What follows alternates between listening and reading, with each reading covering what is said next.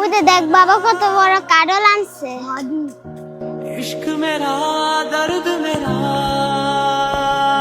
এত বড় কাডল নিয়ে আইছো? হ, কাডল লই আইছি, আয়ো।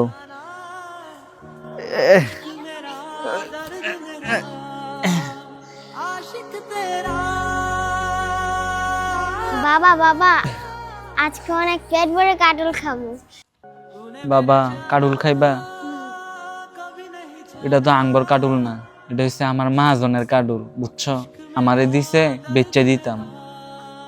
না না আজকে আমি কাডল খাবো।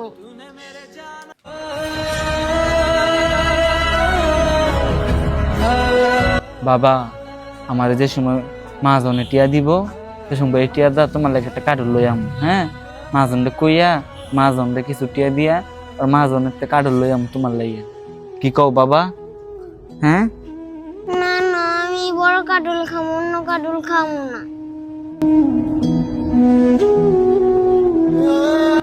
এই কাডল যদি খাওয়াই লাই তাহলে মা জন্য কি হিসাব দিব না। আমার মাইয়া অনেক আউস করছে খাওয়ার লাগে, থাক খাওয়াই লাই। এত বেলা হইলো এখন আইতেছে না। কিরে মুয়াজ, হ্যাঁ এতক্ষণ হয়েছে গেছে, এখন দিয়ে আইতেছে না? না না ভাই আমি তো জানি না। ও আচ্ছা।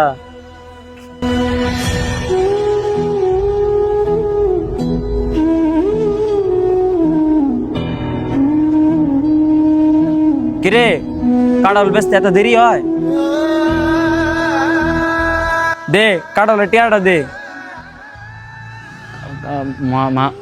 মহাজন সাহেব, কাডুলের টিয়া, কাডুলটা আছে না,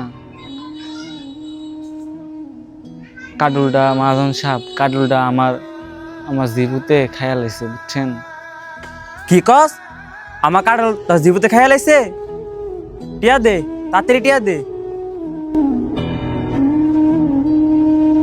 মহাজন সাহেব আমারে মাফ করে দেন মহাজন সাহেব। আমার জিডা অনেক করে কইতাছে কাডুল খাইব, এর লেগে আমার জিডারে খাওয়াই লাইছি মহাজন সাহেব। ভাবছিলাম বেতন পাইয়া আমনে তো একটা কাডুল কিনা ওরা খাওয়াম। আমার মাফ করে দেন মহাজন সাহেব, আমরা পাও ধরি পাবো। তুই আজকের ভিতর টিয়া দিবি, যদি না দেস তোর খবর আছে। বাবারা এমনই হয়, নিজের কষ্ট লুকাইয়া সন্তানের মুখে হাসি দেখতে চায়।